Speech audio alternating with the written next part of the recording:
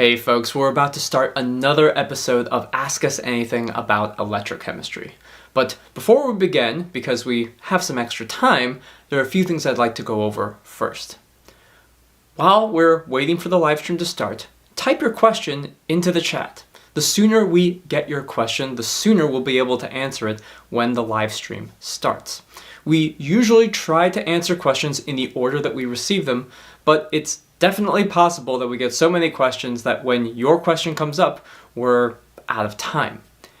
If you are a Tier 1 or a Tier 2 YouTube member, you do get priority in us answering your question. You also have the opportunity to join us on the stream to either share slides or talk to us in person about your specific electrochemistry research questions. If you are a Tier 1 or Tier 2 member on our YouTube channel, you will find in the community post the link and password to join us on our broadcasting platform. We get a lot of questions about electrochemistry, whether it's through our YouTube comments, webinars, email, phone conversations.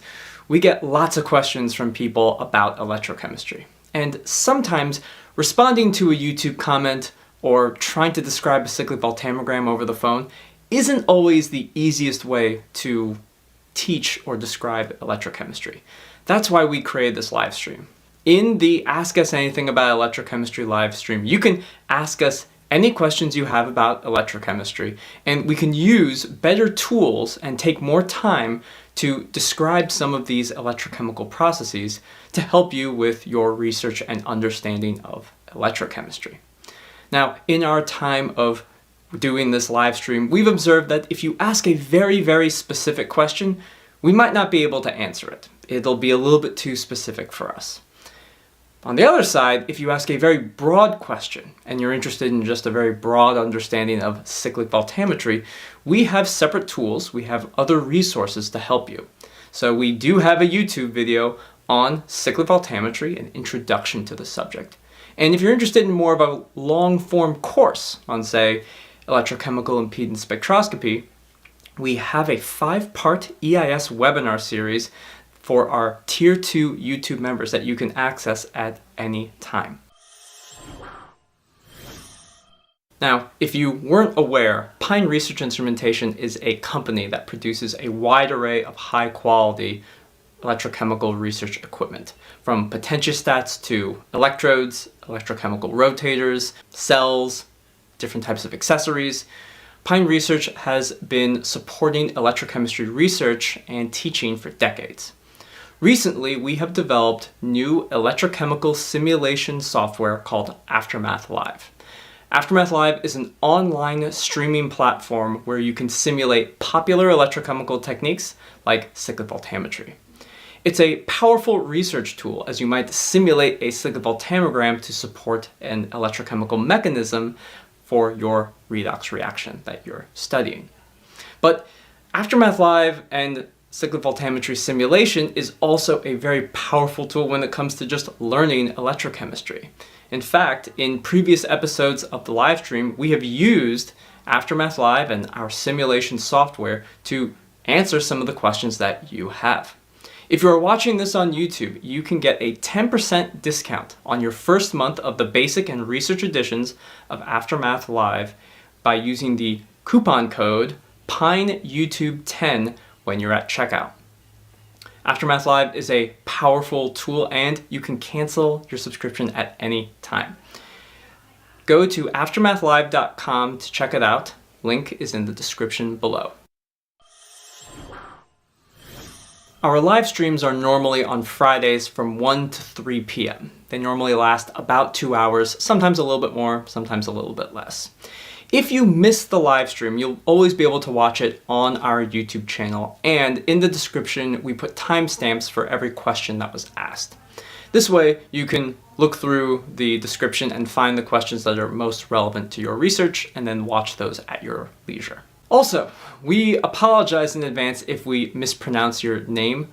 If on a YouTube channel you can put anything you want as a name. It could be a Pokemon, it could be a string of numbers.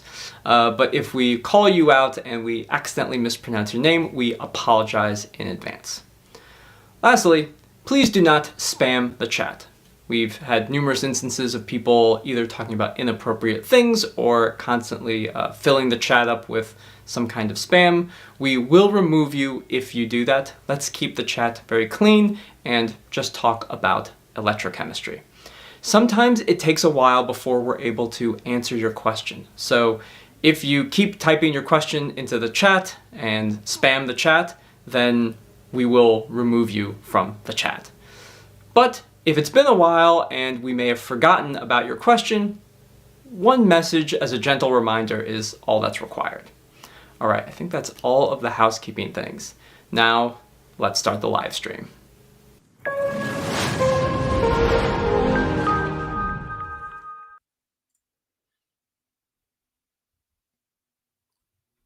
Hello, everyone. Hello. A little slow on the uptake because we were talking about left hands. Yeah. Just full disclosure.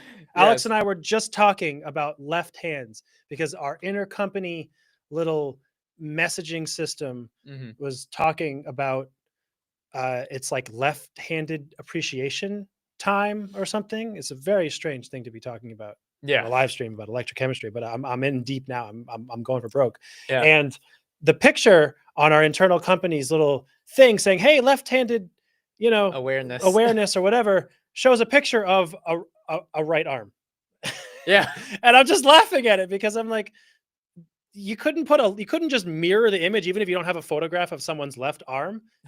It's a left arm. It's a right arm. You have the wrong arm. I thought it was funny. Anyway. That is funny. And also, we can be appreciative of left-handedness because I also have a left hand. Yes, that's right. That was the other thing. It's like, all people with left hands, like there's a lot of people with left hands. Apologies to those who don't have a left arm, but most of us have a left arm. We can be appreciative of that. Yeah, that's true. So that's true. So with that, welcome everybody. Yes. With your left and your right hands or however many arms you have. To another episode of Ask Us Anything About Electrochemistry. Yeah, it's been a little while. It's been a little while. The spring, summer is always a very busy time. Yes. For both of us, just traveling, workshops, which I think hopefully been able to see some of you at some of the electrochemistry workshops that we've been running. Yeah. And additionally, as people are starting to come in, next week is the American Chemical Society meeting, the ACS meeting in Washington, D.C. So if you are attending that meeting, you should go visit the Pine Research booth. I have no idea what the booth number is, but people don't even search by booth numbers anyway. But you won't find us there. You'll find our other colleagues other colleagues who are less famous than us. Just objectively, that's just true these days. But no, yeah, our colleagues Tim and Lee, I think, are going. Yes. So go show them some love and tell them that they're not forgotten just because they're not on YouTube all the time, like Alex and I are. That's right. That's right. And actually, Lee doesn't like to be online. He's very conscious of it. So this is a great opportunity. Like if you've ever wondered, like, who's the mastermind behind all this stuff? It's Lee's son. It's Lee's son, and you will find him find him in Washington. He doesn't enjoy photos and online stuff, so you need to go see him in person, and you can do that at ACS. But because he doesn't like having his photo taken, I encourage you to go visit him at the Pine Research booth, but you'll have no idea what he looks like. That's correct. And I can't share it with you. You're just gonna have to guess. You don't know. He's incognito. He's that's right. Yeah. Before I get to questions, thank you, Babu, for the donation. For the super chat. We appreciate it. Oh, very, very nice. I don't know how much that is, but thank you so much. Yeah, thank you. That's very, very kind. Yeah, we appreciate super chats just for trying to, we don't get pay, we're not like charging you to watch this live stream. Any donations you have are just very much appreciated. That's right. Yeah, this is we do this out of the goodness of our hearts. Yes. If there was any goodness in here, it would be coming out. And the fact that our boss allows us to do that's this. correct. And we like it. It's fun. We do like it. We like helping you. And we like our company and promoting our company and doing all kinds of things, which relates to the first question by Apurva. See that segue? Yeah. See, that's I'm a pro. You see how I did that? Apurva has a question, actually a couple of questions. Yeah. So the first question is there any way to convert the files in Aftermath software directly to a text file all at once? So it's kind of a complicated answer. Yes. it depends on what version of the software you're using, though. So, for instance, we have old, for lack of a better term, versions of software that are green in color, and then we have newer versions that look like this that are blue. So this is called Aftermath Blue. Let's see, I can pull up some data of some sort. Give me just a moment so I can just sort of simulate. Let's see. I know I probably should have had more data ready. Let me see. Oh, that's okay. We can also create data if needed, because we have simulation capabilities. That would be another way. Create data, and I should have thought of that just a moment ago.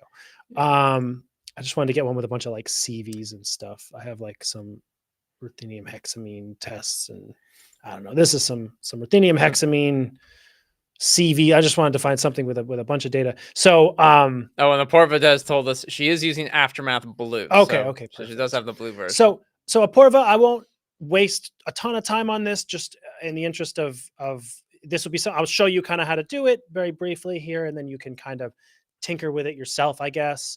But basically, when you have an archive, this is one I have a bunch of CVs, I guess, and I don't know, bunch of data, right? You're going to use you can right click in here, and there's an export. It's not showing the sub menus. Let me share this. I'm gonna share the screen. It's like in Restream, in this program we're using to do this live stream here. When you share the program, it doesn't show when you click on a menu. So here you go. Now okay. So you can right click on something and click export, or I think it's in the file menu, export. Yep. And so it's going to bring up this dialog box. And so again, just without playing this out for everybody on screen and making this way longer than it needs to be, you can click on everything. So that's quite a lot of data. I guess I have a lot of CVs in here, so it's pretty extensive. I don't even know how many are in here. I just clicked a random archive I have.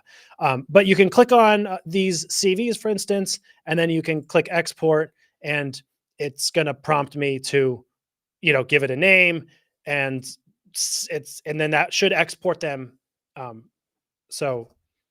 into one text file. And you'll see it'll give you options, and so you can customize sort of how you want those to look, and then basically it will put them into a text file for you to export. Another quick way, I won't finish that one, but another quick way is if you're on any plot like this is one CV.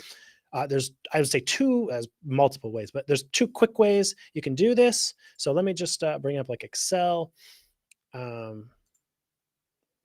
make this kind of quick here. So I can just literally click on this, Control C, and then Control V, and that pastes the data immediately. That's one way to do it. And then the last way is that this button right here, this is a quick export right here. This says export. And I can just do whatever. Whatever file name. Exactly.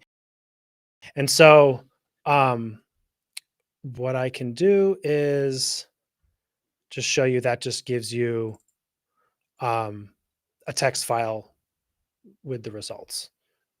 It's not the right one. This is the one. So anyway, here you go. This is a comma separated. You can open this in Excel or something, and there's your data. So those are a few ways you can export to text files. Just to kind of illustrate that point for you using the Aftermath Blue. So absolutely, there's a number of ways to accomplish that, and then hopefully that kind of gives you an overview. Yeah, and Apoorva, we'll answer your next question soon, but there was another question that came just in right before you right after you asked us about Aftermath software and exporting data. So we'll get to this question first before we get to your next one. But in this question, I don't know how to read the name, so I apologize for that. With same reference electrode and experimental condition, magnesium alloy did not give negative solution resistance. What may be the reason, please? So I think we need a little bit more clarification about this. So if you have if you have a reference electrode and you have a working electrode, first you shouldn't have any negative resistance. If it's anything, you may have some slightly positive solution resistance that's between your reference electrode and your alloy. So if you got some kind of negative resistance when doing like EIS or something like that, that would be a problem. So the fact that you said it did not It's give almost like you're negative, looking for. I guess I'm confused. yeah, we need a little bit Like, more why are you looking for clarification. negative solution resistance? That's what I kind of don't understand. Yeah, Right? I think that's confusing me a little bit. it's expected that you would get a positive Positive. solution resistance or a little bit of solution resistance depending on your system. So if you could elaborate a little bit more about that, because negative solution resistance, I think Neil has said this many times, it's just not, it's not a real, like, it's not a thing. There's no like negative, well, and I know Chris sometimes talks about some other stuff, but Yeah. besides that, like, in a traditional electrochemical system with a reference electrode and a working electrode, it's very much expected that you should see a positive solution resistance. So and you may have a low solution resistance, that's fine, but you shouldn't have a negative solution resistance. Yeah. But let us know if you have any more, please elaborate, and we can talk more Yeah. about The negative your solution confusion. resistance, just to, I think my example or my thought process why it doesn't make any sense to me is that resistance is like, just think of Ohm's law. V is IR. So for a particular voltage, if R is high, I is low. And you know, effectively, um, I guess it's hard to think about with Ohm's law that way, because if Hmm. R is 0, I is infinity, kind of. I mean, Yeah. it's like it makes it hard to like think of that through. But effectively, you can think of it as like, if current is passing through a resistor, there's a voltage driving current through a resistor. The resistance indicates how much less current I'm going to get from point A to point B, like how much is Hmm. eaten up by the resistor. The resistor chokes some of the passage of current, basically, compared to what you would expect, I guess, something like that, right? Um, a negative resistance is almost like thinking that I'm generating electrons from nothing, because I have flow of electrons. It goes through a resistor, but it's negative. So it like amplifies the current and gives me more current than is physically possible. And it's like, to me, it just feels like it's violating fundamental laws of physics or like electromagnetism or something. It's like you're creating electrons from nothing. That's what it feels like to me. And there may very well be like a better explanation that I'm not thinking of properly, but that's what it seems like to me. And so negative resistance doesn't really make any Yeah. sense. So okay. So he made a comment, and it turns out for some reason Restream didn't upload. He had another. He wrote a. There was a first. We actually just I read see the this last second time I part. asked about EIS or something. Yeah, last time I've asked that EIS on Yeah, on right here. AL alloy gave negative solution resistance. You suggested it It's may on be Restream. related I see it. to the reference electrode. The same reference electrode in experimental condition, magnesium, it did not give negative solution resistance. What may be the Well, reasons? you just answered the second part. I mean, we just talked about the second part about with the same reference Yeah. electrode. So okay. So let's say this EIS, and so he's using a. Oh. Okay. I see. So sometimes I think what I think this is that he's talking about an artifact, right? So Yeah. he's talking about the instrument artifact Mhm. with the reference electrode, and it's a situation we Same can draw. reference electrode in experimental condition, magnesium. So basically, he got negative resistance with an aluminum alloy in a reference. We said maybe it's the reference electrode. So he used the same reference electrode on a different alloy and didn't get the negative solution resistance. Yeah. So So that him is saying, well, it's like not what? the reference electrode Yeah. because, Like what's actually happening right. is this question. So just to kind of clarify, um, typically in the Nyquist plot, Z real negative ZI, what you're kind of seeing, and I'll use red to indicate the EIS. Sometimes you see stuff that's like it's like this. Maybe it curves here, and then you have like a normal semicircle, like these data points over here, something like this. and it might not actually curve. It may actually even be, sorry, it may actually be a little bit more like this.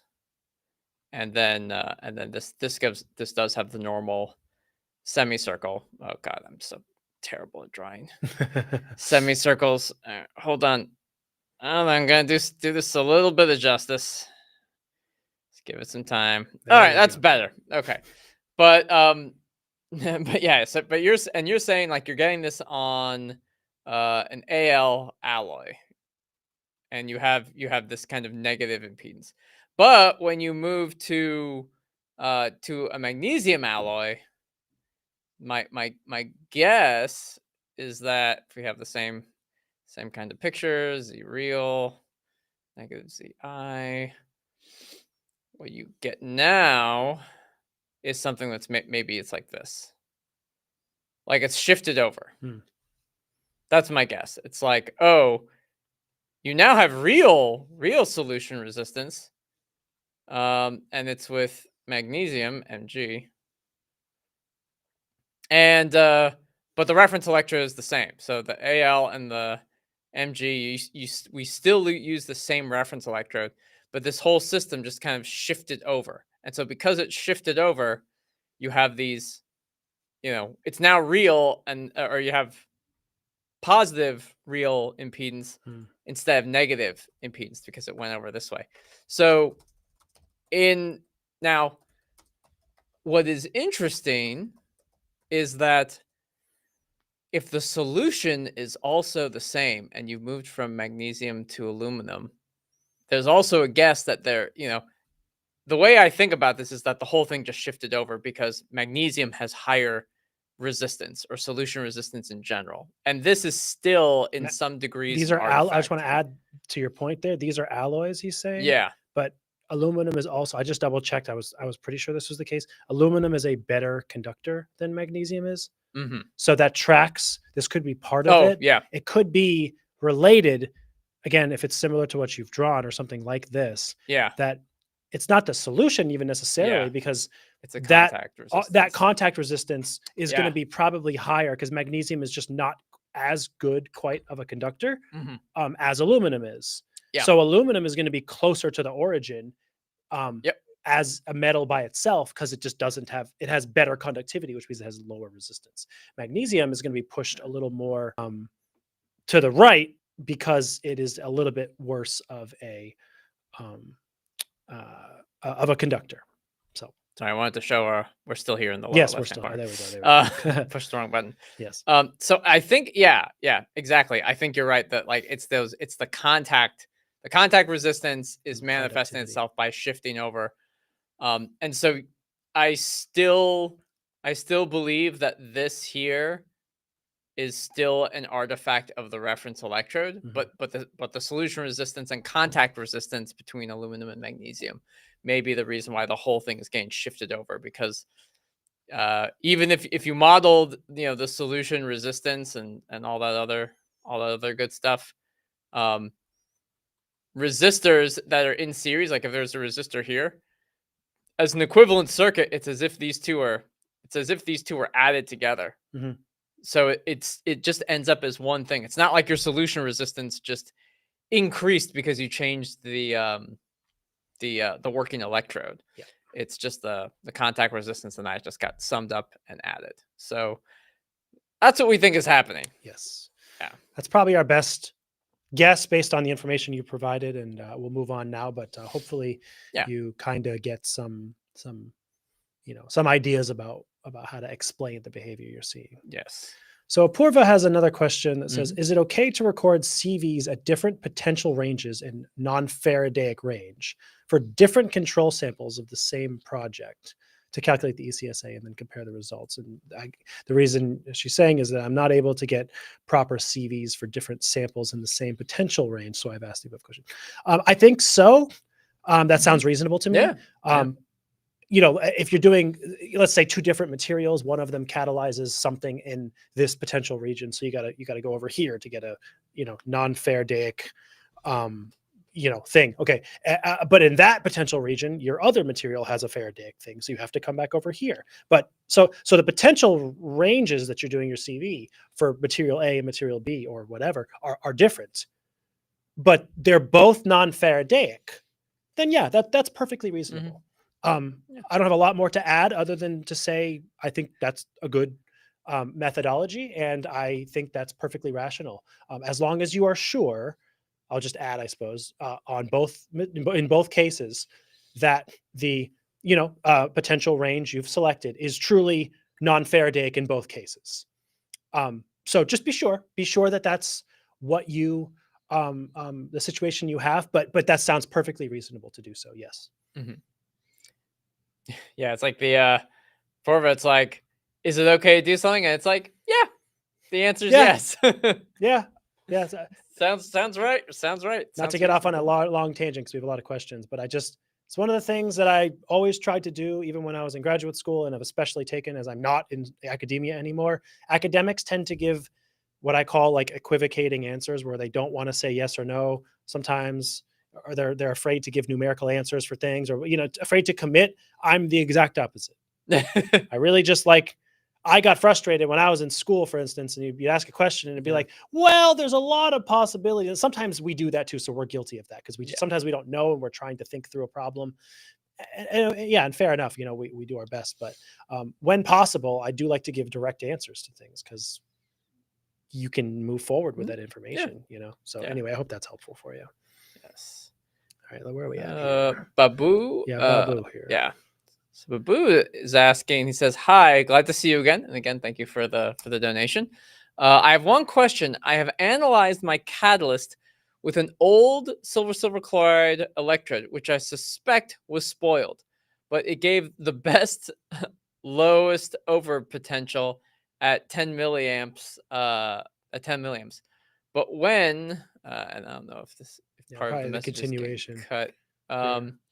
When I tried to repeat with the new electrode, it is giving more overpotential. Can you explain what went wrong with the old one? Reference electrode. Yeah. It's just absolutely. So the answer is relatively, I think, hopefully relatively straightforward. Let me actually so I'm gonna hide your thing for a minute. I'm gonna pull up a PowerPoint. Let me find a slide that I think will be very helpful at articulating this issue. So just give me 1 second, and I'm gonna pull this up. It's one thing that many people tend to get confused when it comes to reference electrodes. So here we go. All right. Screen. All right. So the reference electrode is so this is part of just like a talk that I was giving. But reference electrodes can literally be thought of as this. There's this potential scale, this potential axis, this line, and we've just defined SHE as 0, and reactions, oxidation and reduction reactions just occur at different potentials on this line. And then silver chloride has a potential of 0.197 versus SHE. So if you have these kind of two silver chloride reference electrodes, their potential can shift if it's an old versus a new one. Now, it shouldn't shift by a lot, but it can shift. And so the potential of your reference electrode is governed by the Nernst equation. Here we go. I always have to talk about it. It didn't take long. It took like 30 minutes. We got to the Nernst equation. Yeah, I know. It didn't take too long. But so for all reference electrodes, and again, this is for a talk, some of the properties of a reference electrode is that its potential is based on the half reaction of based on the Nernst equation. So that 0.197 volts is based on this whole thing. Now, this is where things can change, and this is where things often change. the potential can shift around based on the relative ratios of your oxidized and reduced species. Now, in the case of silver chloride, it turns out that it's just the chloride ion concentration that matters.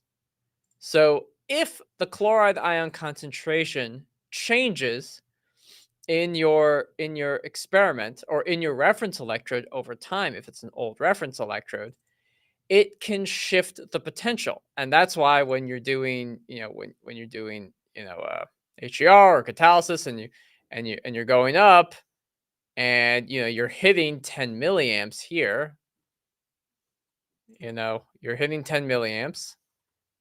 Well, on another reference electrode, it's going to be the exact same plot, but it's going to be shifted over, right? You're going to have this potential shift, and this is potential here. And so it's going to look like your over potential is worse because, like, or in this case, it looks like it's better because I have this, all my data is shifted. And that's really all the reference electrode is doing. The reference electrode is just shifting the potential back and forth based on the chloride ion concentration. And typical silver chloride reference electrodes have about a 4 molar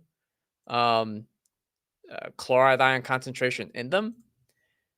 So, and as a general rule of thumb, if by chance it moved from 4 molar to, say, 0.4 molar, which can happen over the course of many experiments, then you're going to see like a 60 millivolt shift, approximately. Right? So every degree, every order of magnitude change in chloride ion concentration will result in a 60 millivolt shift. So that, so it doesn't surprise me that, you're getting these shifts in the potential between, when you switch from an old versus a new reference electrode. And one thing I'd recommend is I'd take your old and your new reference electrode, and I would just measure the open circuit potential between the two reference electrodes. So take your two reference electrodes, put them into the same solution, some conductive solution like, 0.1 or 1 molar potassium chloride or something, and then take a voltmeter or take your potentiostat and then measure the open circuit potential and then determine what is the potential difference between those two reference electrodes. And you'll probably find that the difference between them is not 0. And the difference will probably be very much related to the low overpotential that you observed with one reference electrode versus another. So, Abu, I hope that was helpful. Please let us know if you have any further questions or follow-ups.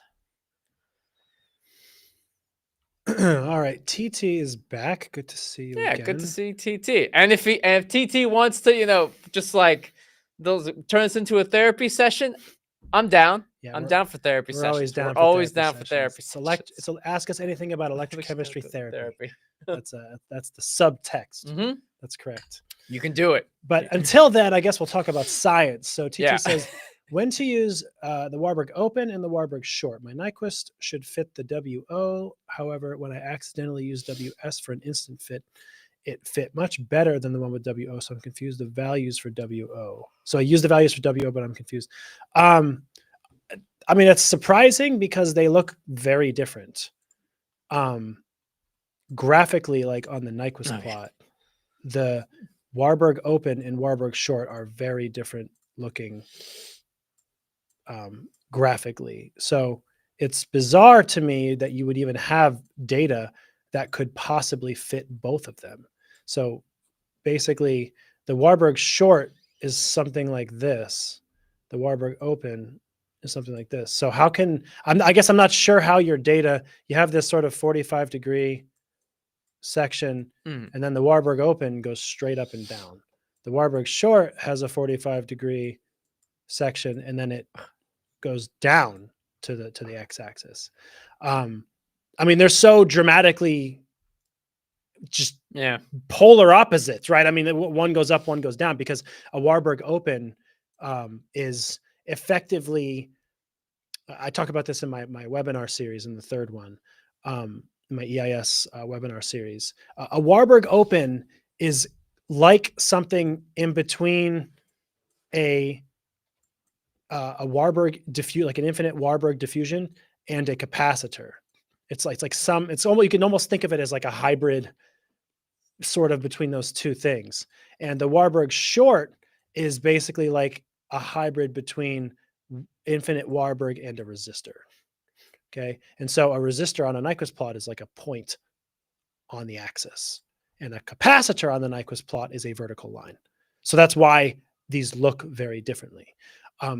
If you're trying to rationalize based on what your data fits, and it fits one better than the other, that's one way to approach your analysis of EIS data. Well, it fits well to WO or WS or G or whatever, anything. On the other hand, these have real physical meanings, right? These are finite Warburg elements, which means it's, diffusion at an electrode surface with a fixed length of the diffusion layer. So usually denoted by delta, but this is a fixed length. It's not infinite. And the only difference is the boundary condition. So the WS is short, so it's an absorbing boundary condition. The WO is open or reflecting boundary condition. And this changes the mathematics, basically. That's why they end up looking differently, because mathematically, this is like an engineering kind of a thing, but a reflecting boundary condition and an absorbing boundary condition are different. They work out different mathematically. Basically, the mathematics ends up, one of them is basically hyperbolic cotangent, one of them is hyperbolic tangent, and you get the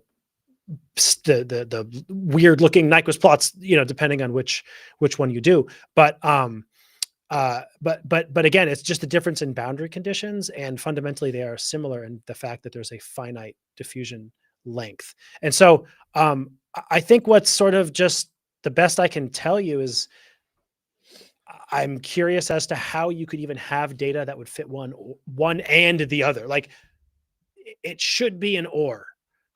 Like, yeah. I can't quite imagine how you would have data that would fit either of them, unless the method of your circuit fit, your analog circuit is different or strange or something. Yeah, I was just gonna say TT was also asking a little bit, like kind of a follow up, just to break down a little bit. Yeah. You were already talking about it. Yeah, I can. Yeah, no, it's a good point. Can you break down the CPE and WO parameters, like which parameter controls which part of the Nyquist plot, so I can adjust its value better? Okay, that I can probably show you in our software. Yeah, might kind of help. And we'll get to Joe's question, because it was just squeezed right in between those two. It's a good point. Let me do the entire screen again, because you see more parts of the software when I do it this way. All right, so let me simulate some stuff. So CPE, probably the simplest way to do that is, well, I guess just a resistor and a CPE, if you're just looking at the unit by itself. A CPE by itself has two parameters. There's the Q, if you will, and the alpha. The alpha changes the slope that the vertical line makes with the x-axis. Okay.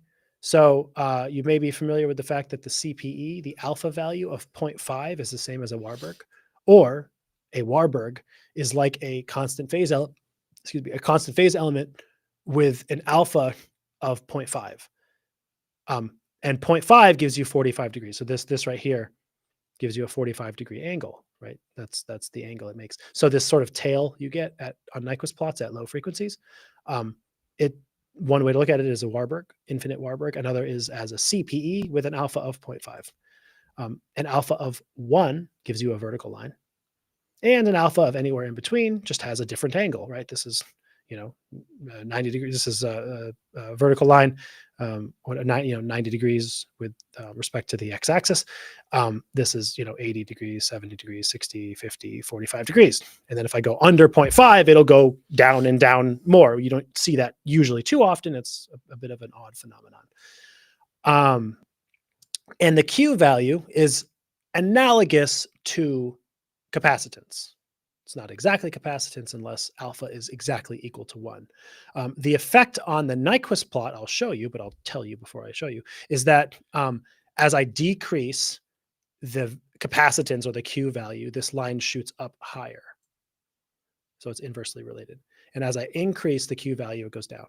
And you can see that it shifts the inflection on my Bode plot around the frequency axis. So in this case, I go from 0 degrees all the way down to minus 90 degrees, and I change the frequency at which that occurs. So this is just the effect basically of a capacitor or the capacitance on the Bode and Nyquist plots graphically. That's what it is. But basically, changing the Q value in a CPE most commonly is considered to be like roughly, even if alpha is not exactly 1, it's and there's ways to calculate this. I'm not going to get too heavy into that now, but there's ways to convert a Q or a CPE value into rough estimated capacitance. But it's basically, in short, thought of as analogous to the capacitance of the process. So that's the CPE.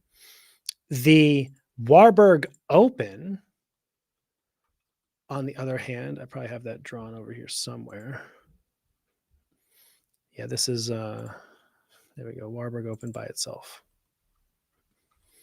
Is similar, okay, let's see if I can kind of manipulate this.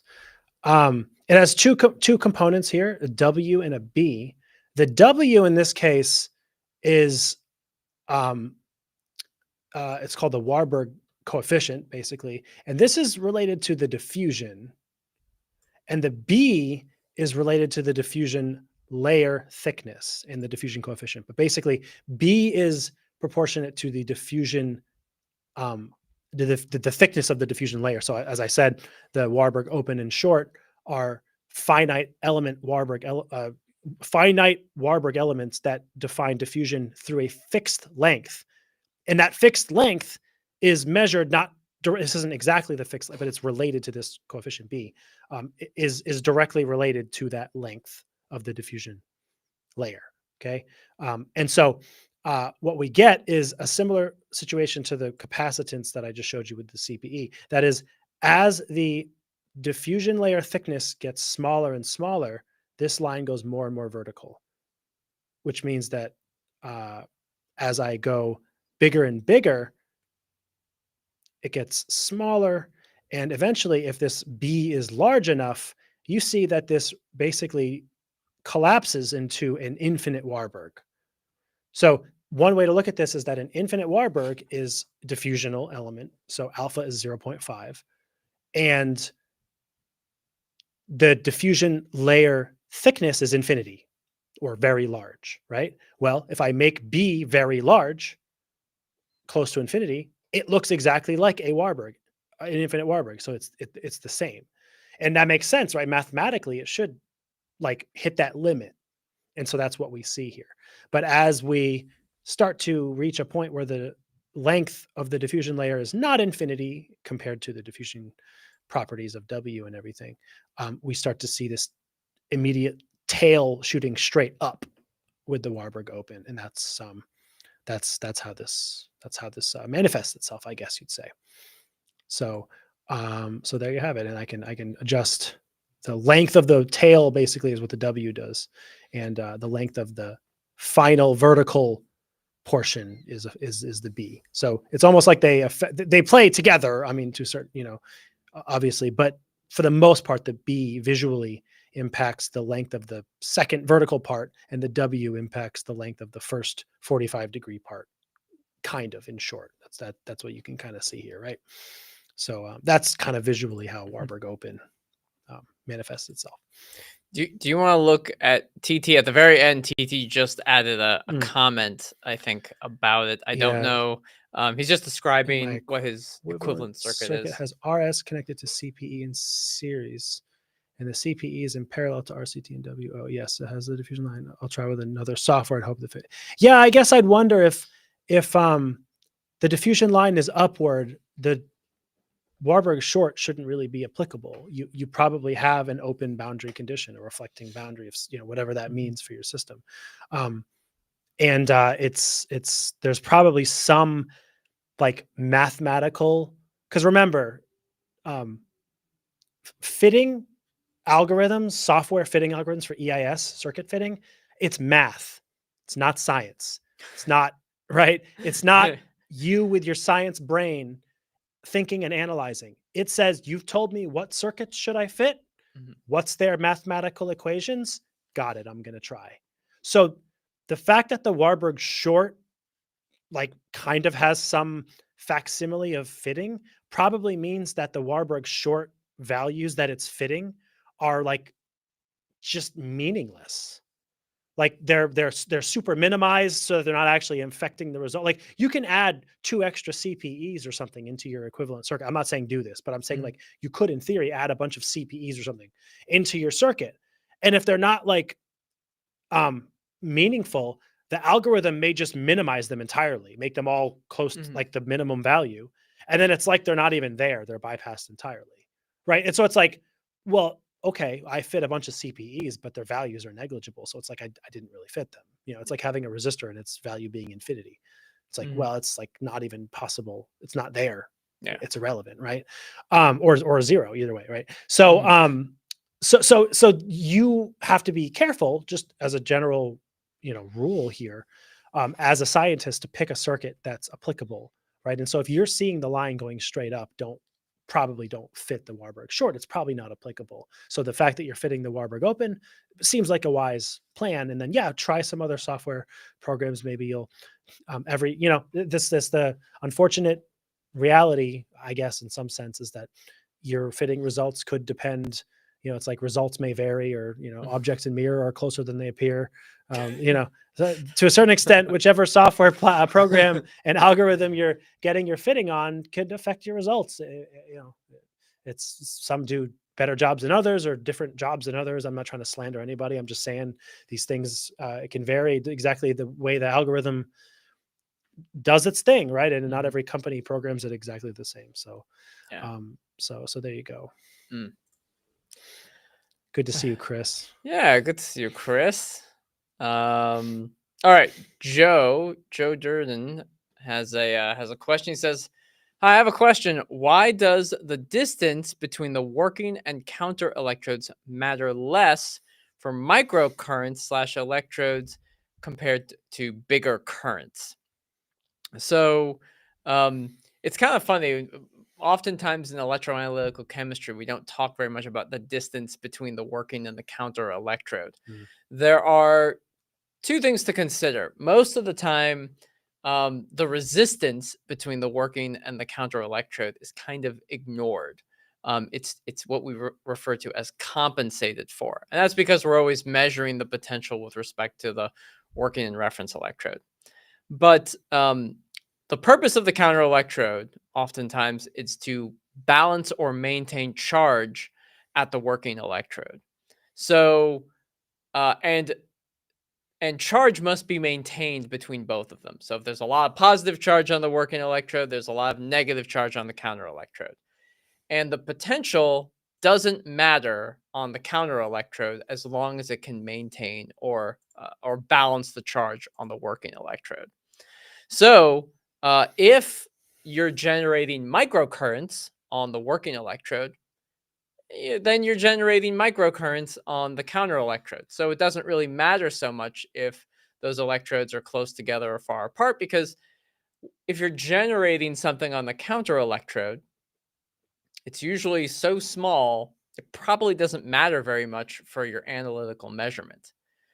But if by chance you're doing some kind of bulk electrolysis experiment, you're trying to generate something on your working electrode, a substantial quantity of it, and you have higher currents, milliamps to amps of current, then the counter electrode also has to be generating that much milliamps to amps of current, generating a lot of species. If the counter electrode is very close to the working electrode, those species could diffuse over and start interacting or reacting, if you will, with stuff that's being generated at the working electrode. So oftentimes it's the case, let me see if I can pull this up. People utilize what's referred to as an H cell. And just give me 1 minute. So let me just share this very quickly. So they'll use something called an H cell. This is an H cell. This is part of a low volume H cell kit from our company. And what you can see is that, let's see if this shows up. Mhm. Okay. So the working and reference would be in one compartment. The counter would be in the other compartment. And then there's a frit that blocks the two of them, so that stuff from the counter and stuff from the working don't mix, or they mix very, very slowly on the scale of the experiment. So that's one reason. That's kind of the why you would you kind of go about um, adjusting the distance between the working and the counter electrodes. I'd say the last thing I'd mention is, as you increase the distance between the working and counter will there is a quote IR drop, but we usually don't care about the potential between the working and the counter, but you can hit what's referred to as a compliance voltage limit if you are generating a lot of current on the working electrode and you push the limit of how much power the potentiostat has to get the counter electrode to a sufficient voltage to get the same amount of charge on the working electrode. So that's also another kind of part of the equation. So Joe, I hope that is a relatively simple but straightforward answer on like the position and distance between working and counter electrodes.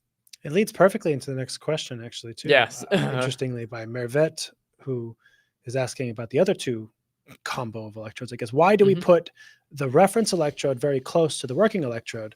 And they said someone mentioned it's related to the IR drop, but I don't understand it. And how should we place the counter to it? So just to keep this conversation going here, Alex just talked at length about the counter and the working electrode. It's compensated essentially. So the short answer to the last part of your question is it doesn't matter in most cases. Right. Yeah. And you're in a solution, even if you're in an H cell and there's separation, it doesn't really matter most of the time exactly where the counter electrode is, because any resistance between the counter and the working electrodes is compensated for and or is completely irrelevant because the potentiostat takes care of it. Okay.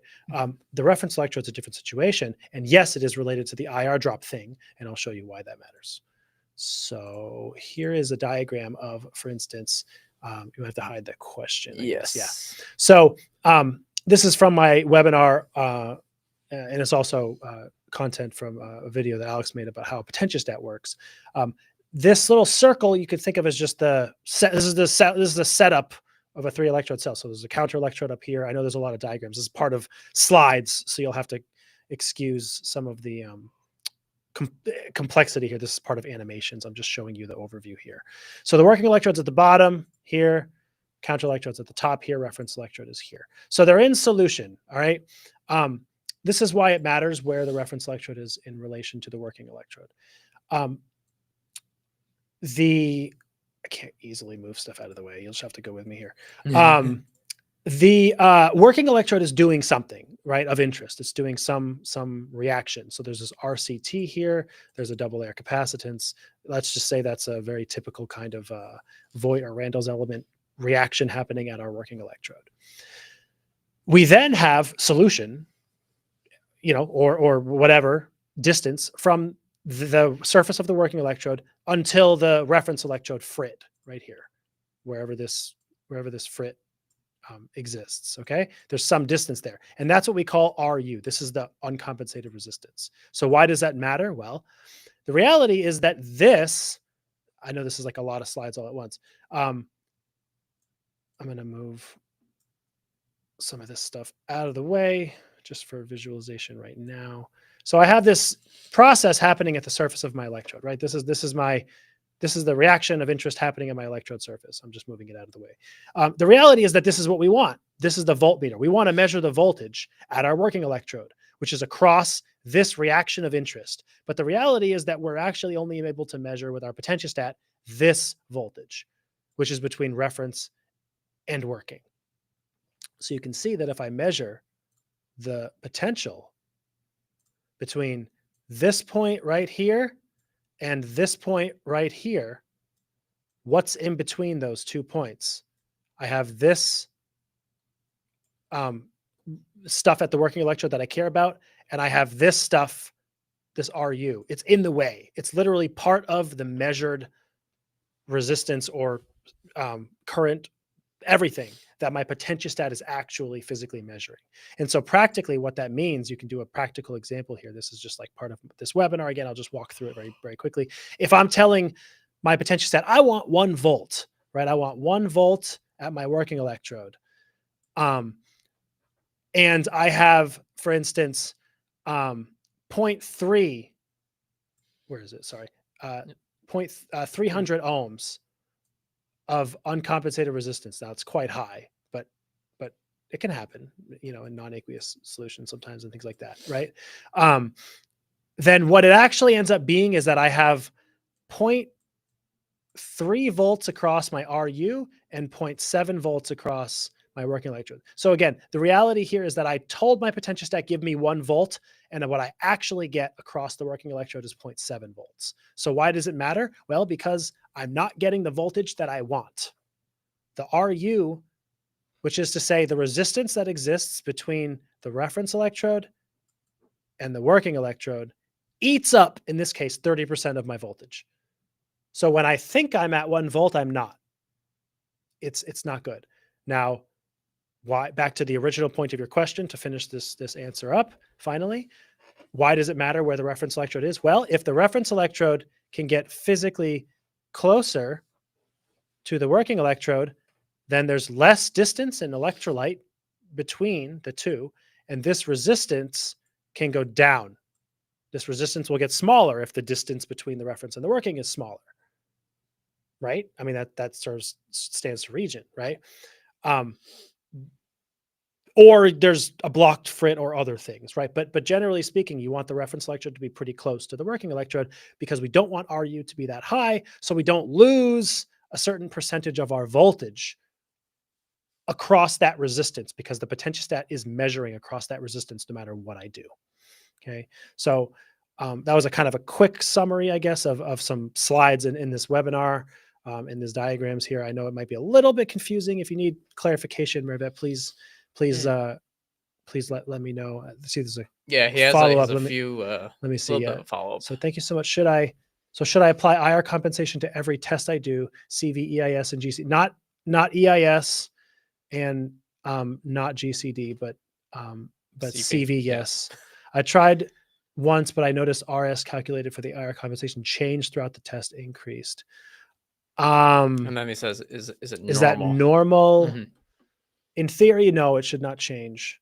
But that's interesting. I mean, something might be going on very oddly with your setup, I guess. I noticed when it did the EIS against OCP before CV and then EIS after the CV against the reference, the RS increased. So I thought it's unreliable. I omitted the IR. Okay.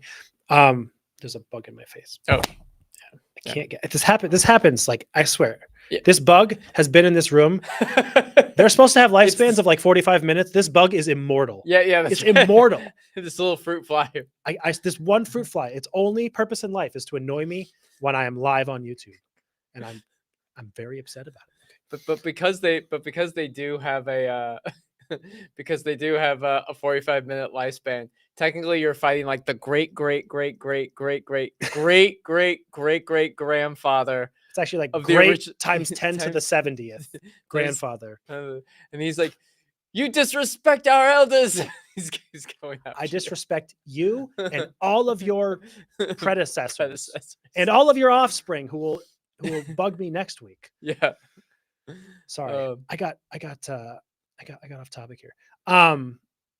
So Chris brings up a very good point here, which is to say that it's possible to get unstable and basically poor results if you overcompensate. Yep. So I do not recommend not compensating in CVs, especially if you have a substantial RU or IR drop, or you have substantially high currents, either or, because IR drop, think about IR, what does that mean? Current time resistance. So if current is big or resistance is big, the IR drop will be substantial. If they're both small, don't worry about it. If you have current in the nanoamps and you have 10 ohms, who cares? Are a few microvolts going to matter? No. But if you have 500 millivolts of IR drop, well, that obviously does matter in most cases. So first of all, gauge that. If it is significant, I don't recommend not compensating. But what I do recommend is taking this Chris's advice into strong consideration, and that is you might want.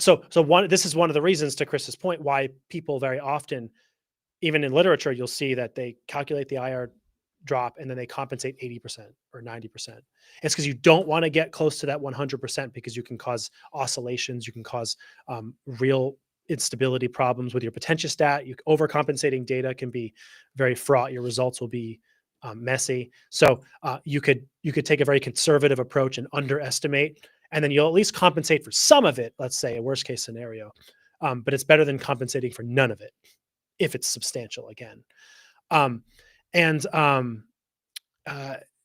So one of the things I'd say is that it changing, some of that is just impedance being awful. You can do impedance on the same system multiple times in a row and you'll get slightly different values of like the leftmost intercept. That's going to happen. I wish it weren't the case, but it just is.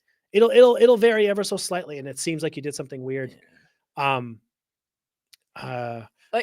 wish I had a better explanation for that. It does happen though. It's only like I've only noticed like if you're doing like some kind of electrochemical process that changes the solution, that's the only time you'll have like noticeable changes, like error in EIS each time and that high frequency region. Yeah. Like absolutely, if you're seeing like even a few ohm differences, yeah, that's normal. That's normal. If it's going from 10 to like 250, yeah, I mean, something weird's going on. Then something else is happening. But if it's a few ohms, right? Yeah, that's normal. Yeah, if it's like 101, 102, 99, I'm like, no, it's basically the same. Even if it's higher than that, honestly, if it was like 107 and then you did it again, it was like 98, I'd be like, yeah, that's close. That's close. That's normal. Like there's a high degree of just variability with impedance measurements. Unfortunately, it's a very difficult experiment. Yeah. So there's somewhat normal to that. And the reason that I say don't do it with EIS is because there's no need to correct for compensation with IR compensation with EIS. The reason is that all that compensating it is subtracting a resistor. And with EIS, you're fitting an equivalent circuit most of the time that has a leading resistor. So all it does is move the Nyquist plot left and right. You don't have to correct. There's no need, because part of the benefit of EIS is that you're deconvoluting all of your processes by frequency. So the IR drop shows up at high frequency, basically. And then beyond that, you're not probing it at all. It just pushes all of your Nyquist plot to the right. So you can make it what's called an IR corrected Nyquist plot, which is just, you just subtract on the x-axis everything. That's it. There's no, it doesn't really serve any utility. It doesn't matter. You can do it, but with CV, it's a different situation. Because it actually fundamentally, what I just described is kind of why. Because with a CV, you think you're at 1 volt, but you're actually at 0.7 volts. And so to do IR compensation during a CV experiment guarantees, or at least helps. Guarantee is too strong of a word, but you know what I mean, hopefully. Yeah. Provides the opportunity for you to get the voltage you want. You want 1 volt, you compensate, which means you like front load 0.3, and so it gives 1.3, 0.3 is lost, you get 1. So it provides the opportunity for you to get the voltage you're looking for. These are not the voltages you're looking for. Is the Star Wars thing? Yeah. It matters with CV. With EIS, it does not. It doesn't matter that Yeah. much. And GCD, it also with galvanostatic charge discharge, you don't need to. I'm trying to think why. I mean, you it's just like don't, you don't need to take my word for it. Yeah, it's like it shows up as like there is a voltage drop in the charge discharge curves. It's Yeah.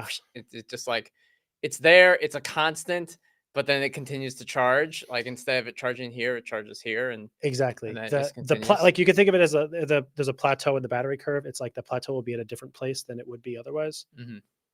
But we know that, like, Yeah. no, you don't. And going the other way, it'll also shift. Yeah, it'll shift that's why back there's up a the other way. hysteresis when you do your charge curve, it's down here. When you do discharge curve, it's a little higher because it's just IR drop. Yeah. And if you charge really slowly, the IR drop is lower because I times R. Yeah. Lower I, lower IR. Nobody ever corrects it. It's not a thing. So I'm trying to give like a reason why. The reality is that I suppose you could correct the voltage axis on a charge discharge. Maybe it would, but maybe it's not necessary because it would just shift again by because the I is constant. Yeah, the I is constant. I is constant in GCD. Yeah. And so IR is constant. Yeah.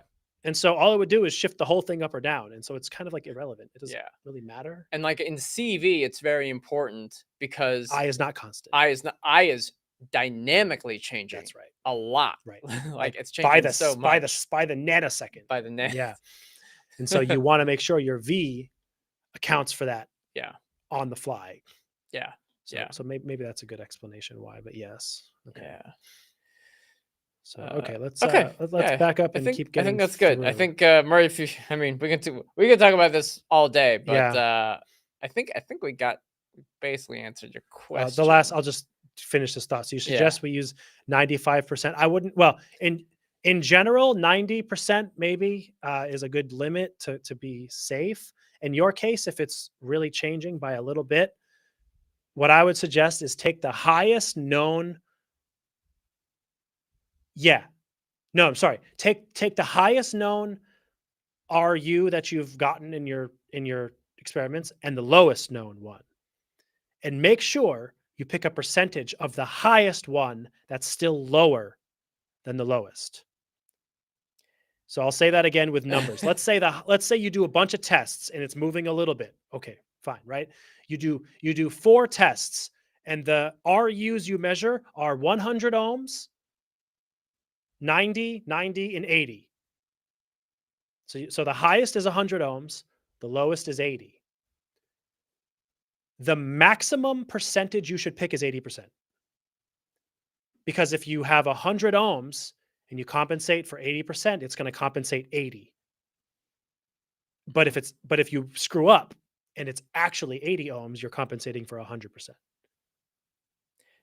Yeah, that's right. Right? That's right. So you might pick something like 75%. Yeah. Right? So again, let's say you measured a variation between 100 and 80 ohms. 80 ohms and 100 ohms, is the min and max of your measure. And then in any subsequent experiment, you're not sure exactly what it's going to be, but it's going to be something between 80 ohms and 100 ohms. So if it's the highest at the top end and it's 100 ohms, you just want to make sure that you're never overcompensating.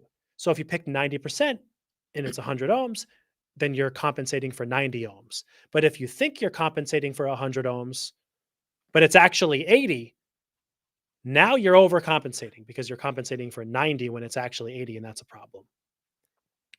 So take the highest number and the lowest number. Make sure the percentage of the highest number is still lower than the lowest number. So you'll be safe no matter what. That's my advice. Yeah. It's like just add my 2 cents. The percentage of IR correction in some ways is hedging against the accuracy of how well you know the resistance value. That's a very good way to put it. It's just like it's a hedge. It's a hedge. It's like, do you really know that it's this value and not this other value? Correct. And what will happen is because this is often what's the case is you're not just doing one cyclic voltammogram, you're taking like 10 cyclic voltammograms at different scan rates.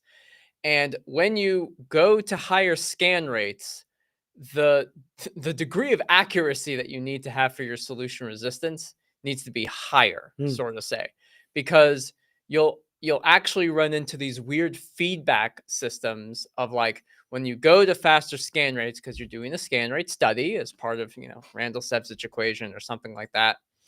The feedback of the IR compensation circuit will actually has to kind of be in I'm just going to call it in flow, in touch with the speed with which the potentiostat is also like just doing its regular maintenance of the potential. So as you go like if you could in principle overcompensate at a very, very slow scan rate and not see a problem. Like that could happen. But like pick a solution resistance that's higher than what it actually is, go very, very slowly and not see an issue. But the moment you start going fast, you're going to start to see oscillations. And it's because of that scan rate and IR compensation feedback loop kind of clashing with each other. And that's where you get like messed up data and things of that nature. So that's kind of my only other thing, because the percentage thing has always, people are like, what percentage do I use? And it's like, if you understood IR compensation very well, you wouldn't need to know like what percentage. It's just like you could just compensate correctly, and that'd be it. But I digress. That's yeah, just do it correctly. That's our advice. Yeah. Whatever your question is, just do it right. You have to just do it right. And when you do it right, then great advice. Yeah. It's like, stop doing it. So the reason why your data is bad is because you're doing it wrong. Yeah. So you want to just start doing it right. Yeah. And then your results are going to be good. That will be that way it'll be correct. That's correct. So stop doing it wrong. Yeah. And you're good to go. And then you need to first stop doing it wrong. Should be our answer to every question. Yeah. This would quickly devolve into the worst live stream ever. So we have to go all the way back up. We have new questions, but we have to. AR Nagarajan has a question. I have an image to kind of show you. I have this kind of prepared already, which should hopefully be helpful. Yeah. So is there a way to make a custom-made adapter for an RDE, RRDE to mount my working electrode, which is niobium strontium tin oxide? I think what that is. So it's like 10 by 5. So it's like a larger, wafer often is kind of the thing. Yeah. So when people have this kind of situation, to best of my knowledge, it's like you have a sort of a flat wafer and you want to put it to an RDE and kind of, sometimes you want to rotate. It's tricky, I'll tell you in general. But there's like one of a couple of different methods, but they all are something similar like this. Okay. So what you want to kind of do is you have your RDE or your RRDE, right? And you could put some conductive tape down, okay, on the surface right here. And then you're going to put your wafer on top, and then you put something insulating on it, right? The other options are related to this. So, for example, you could start with your what color did we use? I guess yellow, whatever. It doesn't really matter. You could start with your wafer on top, and again, it's trickier too if it's like bigger than the disc electrode, right? Yeah. And then I guess it's tricky. So if it isn't bigger, you could have your wafer kind of on, and then you could have conductive tape somehow bridge the gap, somehow, right? And then from the top surface, your conductive tape might be sort of, like off on the side. It depends if you need this whole surface area, or you can cover some of the surface area, right? And then, maybe your insulating tape kind of goes, around, and you make a mask of like, okay, well, here's my surface area that I care about, right here. Smiley face surface area. So there's some variations of something like this where you have conductive tape and insulating tape or material. It is a way that you can sort of affix a wafer or a sample of some kind to an RDE. The toughest part of this is kind of what I was drawing originally, which is that if you have a situation, I was trying to erase, where, for instance, your wafer is bigger, is wider, right? You can run into a few problems, right? One is that you probably need something conductive to go in between, okay? But you also could run into the problem that if my electrolyte is all here, the electrolyte whatever touches the electrolyte is part of your electrode. So if you want just this surface of your wafer, change slides. If you want just this surface to be the electrode, well, you have to dip it. I know this is upside down, like just to here, right? But if the electrolyte can touch the backside, that's part of the electrode too. And if the electrolyte can make its way through a little crevice to touch the gold or glassy carbon, that's part of the electrode too. And if it can touch the conductive tape or epoxy, that's part of the electrode too. Anything that's conductive that can touch the electrolyte is part of the electrode. So that's why the insulating tape, can be very critical to make sure that anything you don't want being part of your electrode, that it covers.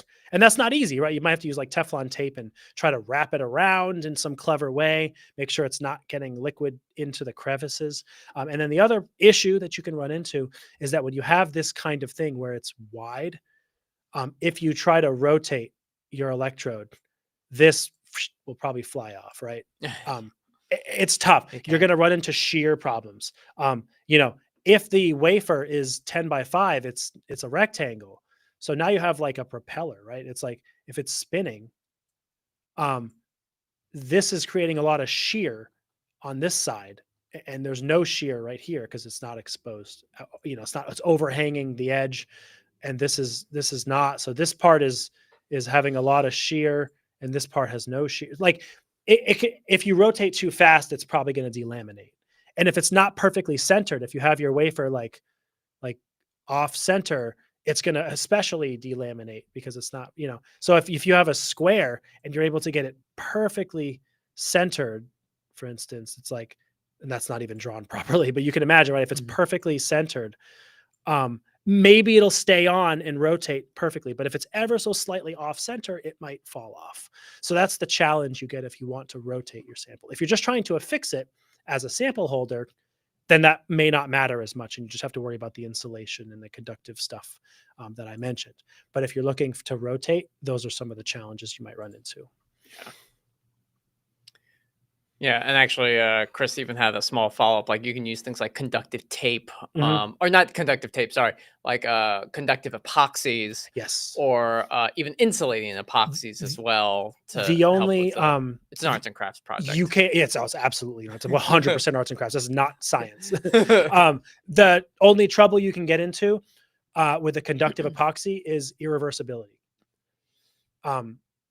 In addition to the things I talked about, it being part of the electrode, if it's like a silver epoxy, for example, well, if now silver is part of your electrode, what's the electrochemistry that happens on silver?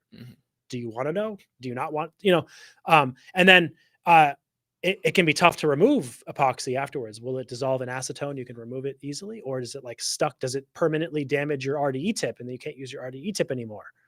Right. I mean, epoxy doesn't always, it's pretty sticky. It doesn't always come off on purpose. Right. So in the case that you need to take it off and do it later, something aggressive like epoxy can be tricky because it might not be, you might not be able to undo that process very easily. So just be aware of that. That's tough. Yeah. What type of conductive tape can you do so it remains inert in KOH solution? There's copper tape, there's silver tape.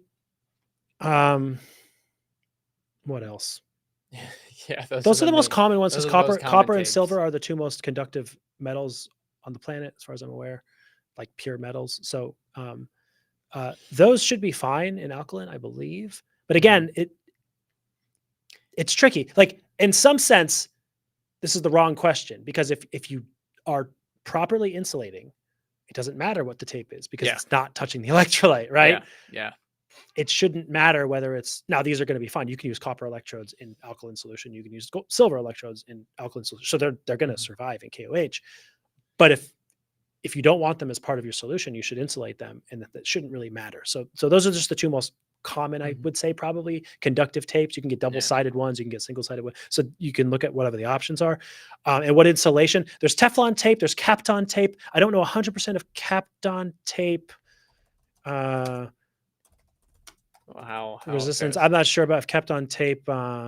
It's a wide range acids, maybe not in bases. I'm not actually sure. Kapton summary properties. I used to use something called Torsil epoxy.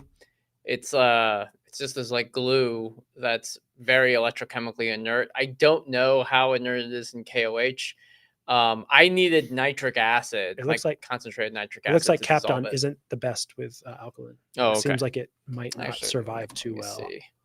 Yeah, sodium hydroxide degrades Kapton. So anyway, that was just a guess. I know that's a kind of tape that's used for like thermocouples. So it's not like the strongest Teflon tape. It's Teflon, so Teflon's perfectly good. Teflon is perfectly good in alkaline, so you could use Teflon tape. The Teflon doesn't stick all that well, so it's a little tricky. You have to kind of peel it around. It's a little tricky. Yeah, well, I don't know what was the one that you said. Sorry, I used Torsil, so TOORR, just like pressure. Okay. It's used for like vacuum stuff. Interesting. Yeah, that one I don't know. Yeah, so don't use Kapton tape. That one's for sure. Don't use that one. That one will degrade in alkaline. Torsil. I haven't used this one. Yeah, in grad school, you all just use a bunch of random like whatever. Mm-hmm. Yeah, whatever. Like parafilm, probably. I don't know. Parafilm. Parafilm is just a wax. Parafilm. You might have to look into this. I'm not going to look at every single one. Yeah, I don't want to. There's a lot of different. Belabor this. Teflon tape is the simplest answer because it's very inert. You'll just have to find a way to get it all in the places you want to cover up everything. Encapsulating wax. Yeah, so something like parafilm, Chris, I'm guessing might work okay. Probably won't degrade too much in KOH. Parafilm is kind of nice. It kind of stretches and it's just wax. It's some kind of wax, some paraben, right? Stuff like that might work. And this is, like I said, this is an Arts and Crafts project, AR. So you'll have to just sort of try it out and see. And if you get weird looking electrochemical results, it might be because part of your stuff is exposed and not insulated properly. And you'll have to just give it a bunch of experiments and see how, give it a trial and error for sure. Yeah. So, I hope that's helpful. All right. Let's go back. Going back, the next question is from Babu. He's asking, what is corrosion current? Can this be linked to the best values that I got? I don't know about that last part, but yeah, I'm not so sure about that because the last question we answered from Babu had to do with overpotentials, which or for catalysis, which is different than corrosion current. I actually don't know that much about corrosion current. I'm usually told that like the corrosion current is the current at the corrosion potential, and the corrosion potential is the potential where you get the corrosion current, something like that. And it's a circular definition. It's a circular definition, and they're both determined. You know what by, it's kind of like? It's basically like exchange current density. It is just like exchange, which is like it's a heterogeneous rate constant. Because we talked about the difference between like open circuit potential and the corrosion potential. We talked about how the fact that we don't really know what that is. And that we don't really know what it is. Like what that difference really is. Because a lot of times they're practically similar. Yeah. And somewhat interchangeable in some experiments. Yeah. I think that I think that a reasonable explanation of corrosion current is similar to what exchange current is when you're talking about like Levitt or Caticular kinds of analyses. Yeah. We say the exchange current or exchange current density, but it's a kinetic rate constant. Yeah. And a rate constant is the speed of a reaction, basically. And through just unit manipulation, basically, NFAKC, right? Yeah. I equals NFAKC. Yeah. So you have number of electrons, Faraday's constant, area, and concentration. Yeah. We can correlate a heterogeneous rate constant to a current, which is a rate of transfer of electrons. So still kind of like a speed, right? So a corrosion current is like the kinetic constant of the corrosion process. Yeah.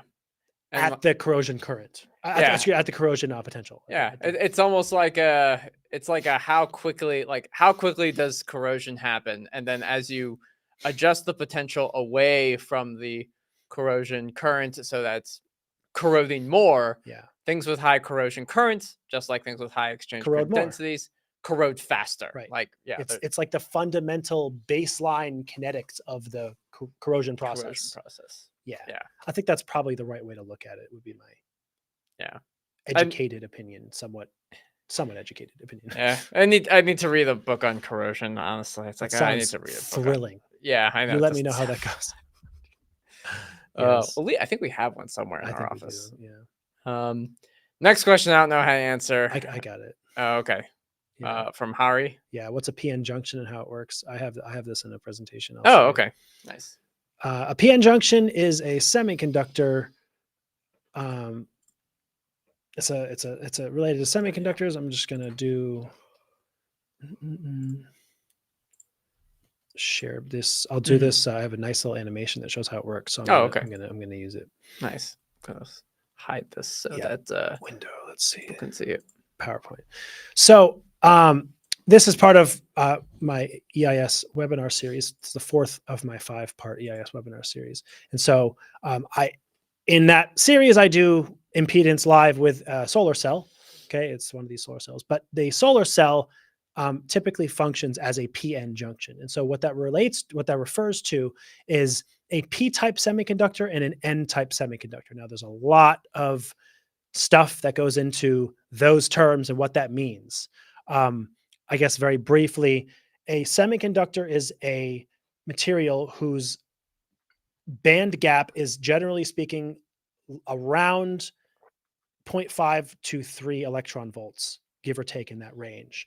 And what that means is that compared to a conductor that has no gap between its valence and conduction band in terms of energy, electrons can freely move between the valence band and the conduction band. That's why it conducts so well. Compared to an insulator, which has a very big energetic gap between valence band and conduction band, meaning electrons cannot jump between the valence band to the conduction band, cannot conduct electricity, and so it's an insulator. A semiconductor has a moderate to small sized band gap between the valence band and the conduction band, meaning that electrons under certain conditions, given enough energy, can jump between the valence band and the conduction band. And one of the ways that it gets that energy is sunlight. That's how a solar cell works. Now, there's 2 types of semiconductors, broadly speaking, N-type and P-type. N stands for negative, P stands for positive.